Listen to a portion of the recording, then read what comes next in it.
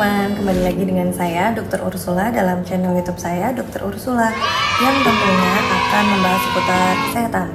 Sharing aja ya tentang gizi tepat anak sehat. Kenapa? Karena ternyata 1000 hari pertama kehidupan dimulai dari ketika bayi dalam kandungan atau dari bentuk janin sampai dengan 1000 hari kemudian itu merupakan masa emas ketika kita mau mengejar gizi anak sehingga anak itu nanti menjadi manusia utuh yang memiliki capability untuk berdaya saing, kemudian memiliki kecerdasan optimal, bisa sehat walafiat secara fisik. Dan juga dari segi gizi ini penting sekali karena perkembangan otak di 5 tahun pertama kehidupan itu memang sangat ditopang oleh gizi yang seimbang. Gizi seimbang itu sebetulnya mungkin akan rumit ketika kita akan membicarakan kalori gitu ya. Tapi secara garis besar kita boleh menyimpulkan bahwa ketika anak kita itu sesuai chart atau sesuai grafik perkembangan tinggi badan maupun berat badannya, maka berarti anak kita itu memiliki perkembangan yang optimal juga. Nah, ketika anak kita nih berat badannya sudah mulai tertinggal, maka pertumbuhan tinggi badannya juga nanti terlambat. Bisa dipastikan lingkar kepala juga tidak sesuai, tidak optimal, sehingga perkembangan otak itu juga akan semakin ketinggalan gitu. Nah, zat gizi di sini memang merupakan zat kimia yang terdiri dari berbagai rantai karbon yang kita sering kenal. Ada yang namanya karbohidrat, protein, kemudian lemak, vitamin, mineral. Zat gizi ini sangat penting untuk keberlangsungan hidup dari suatu organisme karena menyangkut fungsi dari organ-organnya. Kalau memang tidak dapat zat gizi, maka organ-organ di dalam tubuh tidak dapat bekerja dengan baik. Nah, zat gizi ini kita pernah dengarkan ada zat gizi makro dan zat gizi mikro. Nah, itu dikelompokkannya berdasarkan jumlah yang dibutuhkan oleh tubuh. Sedangkan berdasarkan fungsinya itu kita sering dengar juga ada zat pembangun, zat pengatur. Kita sering dengar juga ada zat pembangun, zat pengatur, zat tenaga. Kalau zat tenaga ya karbohidrat itu ya yang terdiri dari ada nasi, kemudian jagung, umbi-umbian, kentang, ubi, mie. Zat pengatur itu mengandung vitamin dan mineral yang dibutuhkan oleh tubuh. Zat pembangun ada kacang-kacangan, kemudian protein, tempe, ikan, ayam, daging. Ini ada telepon. Nah, kalau di kesehatan itu kita mengenal dengan adanya tumpang gizi seimbang. Ini ya, tumpang gizi seimbang. Ini memang selain makanan untuk mencapai kesehatan yang optimal itu memang dibutuhkan juga aktivitas tubuh gitu ya. Jadi olahraga, kemudian air putih 8 gelas setiap hari. Nah, kalau pada anak kecil akan lebih disesuaikan lagi gitu. Tumbuhan itu memang perlunya ada zat pembangun tadi, yaitu adalah protein. Protein tinggi itu penting sekali untuk pertumbuhan otak, penambahan berat badan dan tinggi badan, kemudian memperbaiki sel-sel tubuh yang rusak. Nah, di sini protein itu kita nggak boleh pelit-pelit, cuma kasih tempe atau tahu. Kalau bisa proteinnya protein hewani, seperti minimal telur ya. Kemudian ikan itu proteinnya sangat tinggi, dan kalau misalnya tinggalnya di daerah pesisir, ikan itu gampang banget ditemui. Tapi di daerah Cirebon yang tempat saya tinggal, itu memang hasil laut itu banyak. Tapi semuanya didagangkan oleh orang tuanya, sehingga anak-anak banyak yang terkena stunting. Stunting itu apa, dok? Stunting itu kondisi gizi buruk dan melibatkan otak yang tidak berkembang secara optimal. Jadi kalau di CT scan ukuran otaknya juga tidak sebesar atau lekukannya tidak sebanyak anak yang seharusnya gitu. Nah, efeknya apa? Kalau anak sudah stunting pasti perkembangannya akan terlambat. Harusnya 2 tahun udah bisa bicara, harusnya 1 tahun sudah bisa berjalan. Ini tidak ada perkembangan yang sesuai gitu. Yang bisa kita lakukan agar anak itu mendapatkan gizi yang optimal. Yang pertama, memang dari 1000 hari pertama kehidupan kita harus pahami bahwa anak itu masih di dalam perut ibu.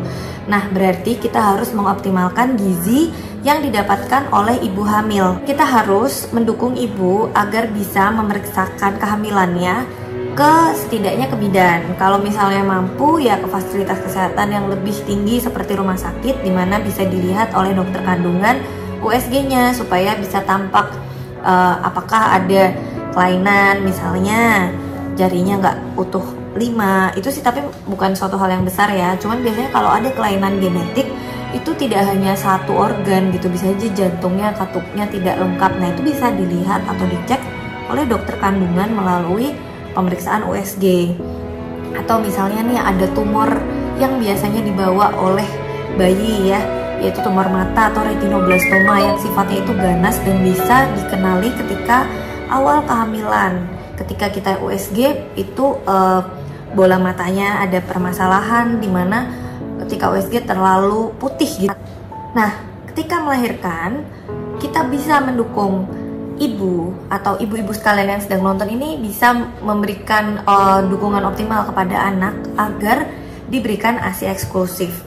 ASI eksklusif itu merupakan hak dari setiap bayi dan berarti adalah kewajiban dari ibu untuk memberikan ASI eksklusif. Jadi ASI eksklusif itu bukan suatu pilihan bagi ibu untuk udahlah suka-suka gue nggak mau kasih.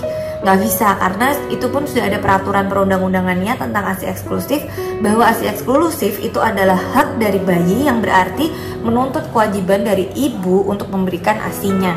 Dan memang secara kedokteran, secara fisiologis, secara hormon itu ibu yang baru melahirkan memang kelenjar air susunya dipenuhi dengan air susu, sehingga dengan perlekatan yang tepat antara mulut bayi dan puting ibu maka akan memberikan ASI atau mengeluarkan ASI yang optimal kepada bayi.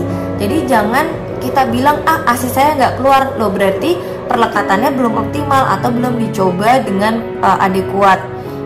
Jadi jangan menyerah.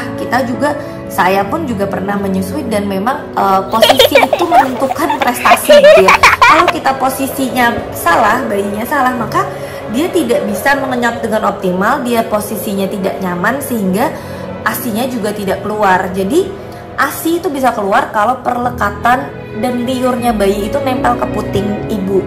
Kalau memang dengan dipumping itu adalah mengeluarkan yang sudah ada gitu. Tapi kalau puting bayi itu merangsang otak untuk mengirimkan sinyal sehingga ketika dikeluarkan diisi lagi gitu. Jadi makanya nggak hanya melulu pumping, tapi perlekatan dengan bayi itu penting banget. Selain ASI eksklusif, ketika setelah melahirkan kita sebetulnya harus juga mendukung gizi bayi, yaitu dengan IMD, inisiasi menyusu dini. Apa itu? Jadi menempelkan bayi ke tubuh ibu 1 jam pertama supaya bayi bisa mencari puting ibu dan mendapatkan ASI pertama kali yang banyak kolostrumnya gitu. Kemudian setelah ASI eksklusif 6 bulan, kita bisa mendukung dan mengoptimalkan gizi anak yaitu dengan makanan pendamping ASI sampai usianya 23 bulan, dimana goalnya adalah mempersiapkan anak ketika umur 2 tahun itu sudah bisa makan makanan keluarga seperti bapaknya, ibunya, dan kakak-kakaknya kalau ada di rumah. Syarat MPASI itu apa aja sih? Yang pertama, frekuensinya dalam sehari itu diberikannya berapa kali. Tentunya jangan sampai membuat bayi itu muntah atau malah jadi tidak tertarik dengan makanan. Makanya jangan dipaksa juga gitu. Nah, sinyal lapar itu bisa diberikan kalau dalam 4 jam bayi tidak makan atau anak tidak makan. Jadi kalau dikasih makan ketika jamnya, itu pun jangan kelamaan, jadi setengah jam aja supaya anak nggak kapok. Kalau misalnya udah setengah jam, misalnya nih sekarang jam setengah 10 anak mulai makan, sampai jam 10 nih cuman habis 3 sendok, ya udah nggak apa-apa, berarti dia udah kenyangnya segitu gitu. Nanti kasih lagi 4 jam kemudian, dalam artian dari jam 10 sampai jam 2 siang itu anak tidak diberikan cemilan apa-apa supaya betul-betul sinyal laparnya muncul. Dan kita nanti jam 2 juga nyuapinnya jangan kelamaan, sampai setengah 3 aja gitu tipsnya. Dan jumlah makanan, nah tadi jumlah makanan itu kita juga lihat durasi makan anak. Pokoknya kalau udah setengah jam ya udah jumlahnya udah segitu aja. Kalau memang masih sisa ya nasib kita lah, udah masak masih sisa. Itu anak saya juga susah sih makannya. Tapi yang penting perkembangannya kita lihat apakah sesuai dengan grafik dari tinggi badan dan berat badannya. Kemudian jenis makanan ini harus bervariasi supaya anak tidak bosan. Meskipun katanya bayi belum bisa merasakan rasa gitu ya, tapi saya punya bayi, dia ngerti loh yang enak sama yang nggak enak gitu. Maksudnya apa? Maksudnya gini, kalau misal saya icip juga rasanya hambar, dia memang nggak mau makan. Tapi kalau memang ada rasa manisnya atau agak asinnya atau ada gurihnya, makanan ini harus diberikan secara aktif Aktif dalam artian memang anaknya memang yang mau makan gitu ya, itu nanti akan menimbulkan keaktifan pada anak untuk mangap juga. Jangan sampai dipaksa-paksa. Kalau dia memang lagi GTM ya udah jangan dipaksa, nanti malah trauma kalau kita paksa. Kemudian kita harus jaga juga kebersihan dari persiapan untuk menyiapkan MPASI itu. Ada ibu yang tanya terkait tekstur.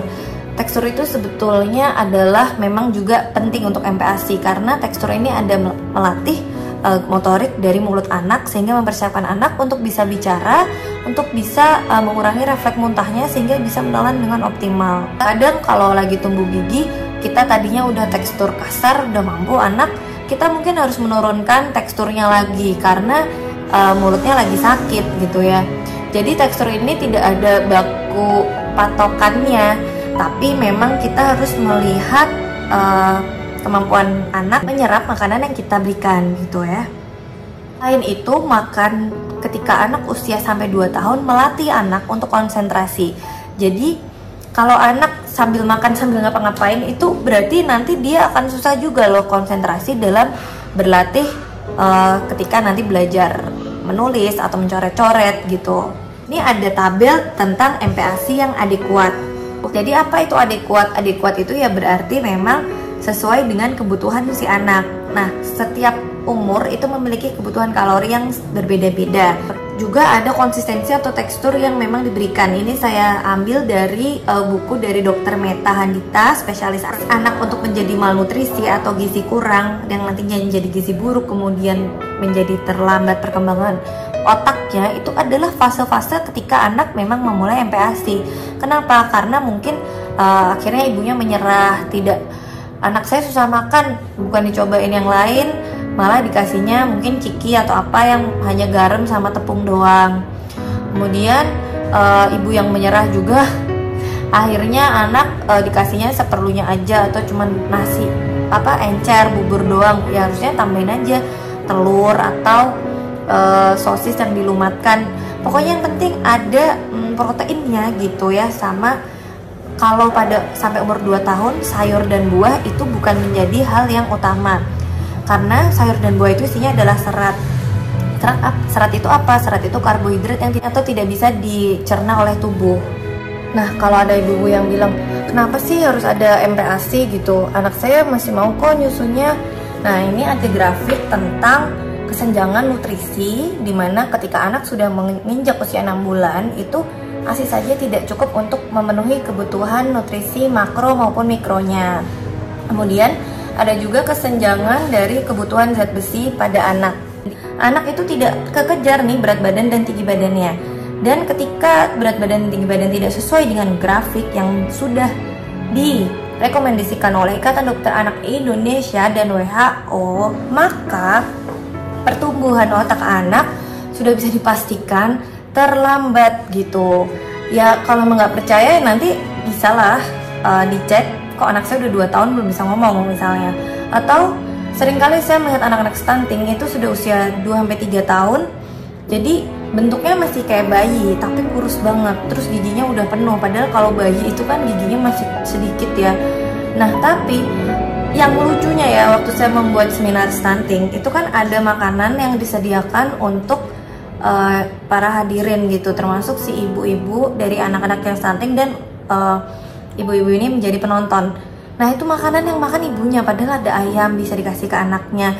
Jadi yang salah itu adalah sebetulnya pola pikirnya juga gitu. Kalau misalnya pola pikirnya dibetulkan, mereka misalnya tinggal di pesisir, hanya misal istri nelayan pun, nelayan itu kan dapat tangkapan ikan, ya udah ikannya dikasih dulu dong buat anaknya. Jangan didagangkan semua terus bapak yang mampu beli rokok. Terkait ASI eksklusif lagi, kalau misalnya tadi saya bilang ASI eksklusif itu adalah hak dari bayi dan merupakan kewajiban dari ibu dan sudah diatur oleh peraturan perundang-undangan, yang sedihnya adalah ketika anak itu tidak mendapatkan ASI eksklusif, berarti kan dia tidak mendapatkan haknya. Nah, ini balik lagi ke urusan moral ya. Kalau misalnya seseorang tidak mendapatkan hak, dia bisa menuntut orang yang harusnya berwajib ke dia gitu ya. Menuntut dalam artian mungkin dibawa ke ranah hukum, kemudian di proses melalui persidangan. Sedangkan bayi kan tidak mungkin ya menuntut ibunya, apalagi bayi baru lahir, apakah sudah bisa bicara? Belum bisa kan. Nah, itu tinggal panggilan moral dari ibunya gitu. gimana ibu tergerak hatinya untuk bisa menyusui bayinya.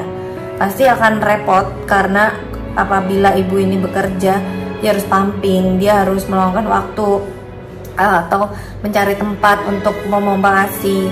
Tengah malam juga harus memompa supaya ASINya tetap berlimpah banyak. Itu yang saya alami. Tapi kalau kita jalankan dengan happy dan juga untuk anak, untuk perkembangan anak agar anak menjadi manusia utuh yang perkembangannya optimal, kita tuh tidak akan merasa itu adalah suatu hal yang berat gitu ya.